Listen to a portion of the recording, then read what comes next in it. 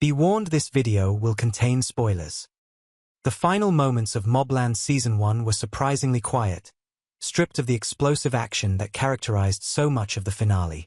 Instead, the climax zeroed in on something far more personal, and arguably far more devastating.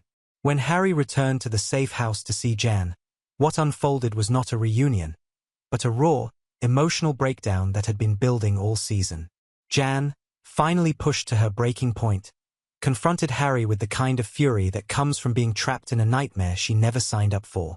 Her anger wasn't just about Harry, it was about the suffocating life she and her daughter Gina had been forced into.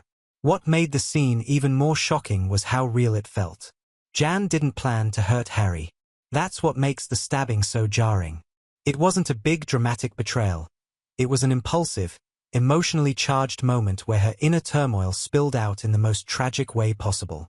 That kitchen knife wasn't a weapon in the traditional sense. It became the physical manifestation of everything she'd been holding back. The scene was quiet, but emotionally deafening. Now, let's talk about Harry. Tom Hardy's performance in that moment was so subtle, so still, it almost lulls you into thinking the wound might not be fatal. He didn't scream. He didn't collapse. He looked at her with a mix of pain and understanding, and that reaction alone tells us a lot.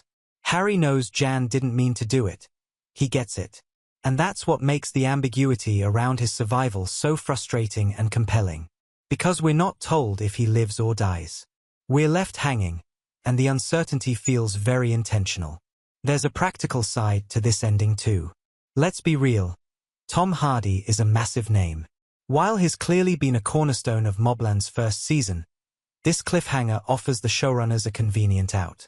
If Hardy isn't available or doesn't return for Season 2, they now have an easy way to explain his absence.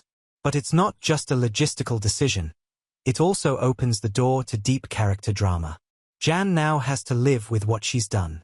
Whether or not Harry survives, this will haunt her. And that raises the big question. Was this the moment that finally changes Jan forever? And if Harry does survive, how do they come back from this? Let me know your thoughts in the comments. Do you think Harry is going to make it? Or was this the show's way of writing him out for good? And what do you think this means for Jan's character moving forward? Drop your theories, your reactions, and whether you saw that final twist coming down below.